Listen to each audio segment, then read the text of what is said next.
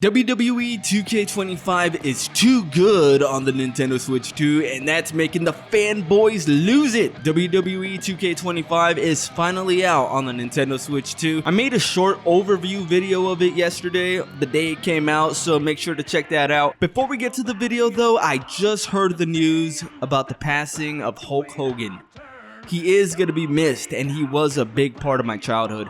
I was not watching WWF in the 80s because I was not alive back then. And I never had a cable growing up, so I couldn't watch WCW. But after the invasion angle, back around 2001, that's when Hulk Hogan finally came back to the WWF.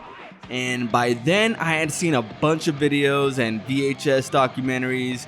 Like, you know those old VHS video documentaries that the WWF used to make about their superstars?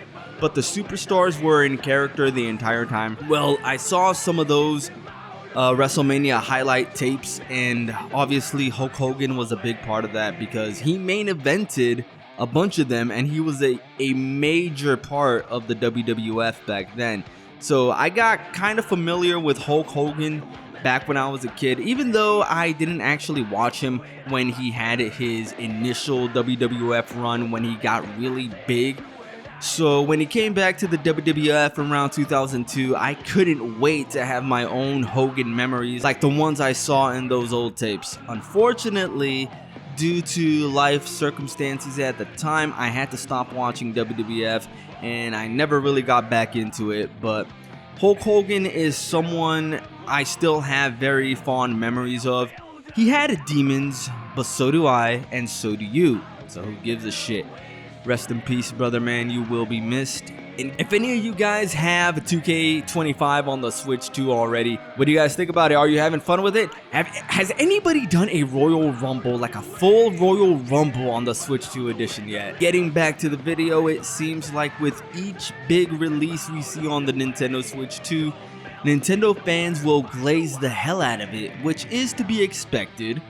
But what I'm noticing more and more is that anytime there's anything positive related to the Nintendo Switch 2, console war fanboys just feel the need to dunk on Nintendo for some reason.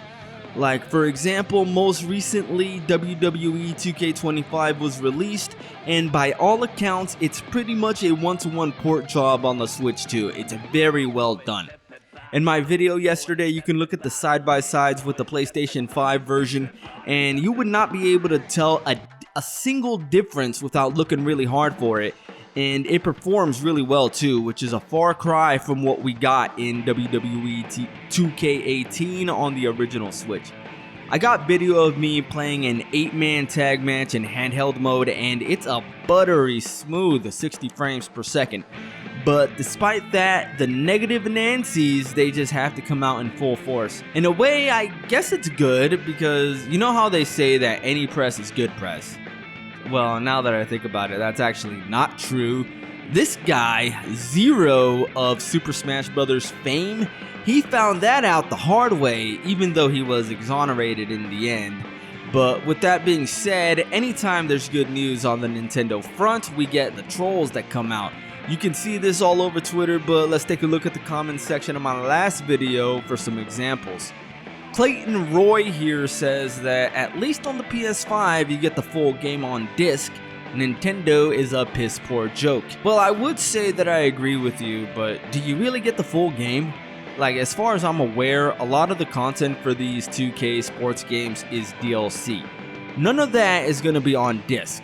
Any patches that happen after the release of a 2K sports game, that never gets released physically. And in WWE 2K25 specifically, only the standard edition has a physical copy, so all that extra content from the Bloodline edition and the Deadman edition, if you only have the disc, none of that extra content exists for you.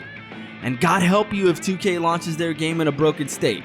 The disc will be useless. CM Loft says, isn't it missing community creations?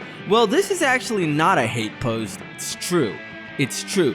The Switch 2 version is missing community creation sharing with the other versions, so at this point in time, WWE 2K25 players on the Switch 2 we can only download created wrestlers that were made by other Switch 2 players. I do hope that this gets remedied at some point. Willie here says handheld PCs do it better. Didn't Super Metal Dave and Digital Foundry already prove that false? At least in regards to the Steam Deck, like with their comparison of Cyberpunk 2077 on Steam Deck and on Switch 2.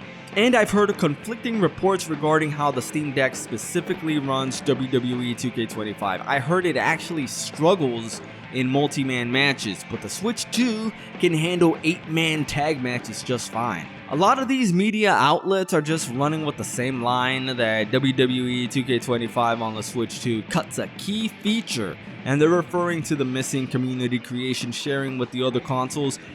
Can someone explain to me what is so key about this feature? You know, I get that it's a cool thing to have, but it's a key feature, really? I would imagine that in a wrestling game, the key feature is the wrestling. And this game has that in spades on the Switch 2. There's so many different match types, and pretty much all the created wrestler options are in it except the image uploading and community sharing, which should be in the game. I'm not debating that. Like, it should be in the game, and I hope that they fix it and add it in without us having to wait for 2K26. I hope that it gets added into 2K25. But, you know, I've been away from the 2K series since 2K18, so a lot of this stuff is just new to me, so maybe I'm missing something. With all that said, the like button is feeling kind of lonely, so do me I messed that up, so do me a solid and hit that real quick. That's gonna be it for today's video. I'm SwitchPlayed. Done.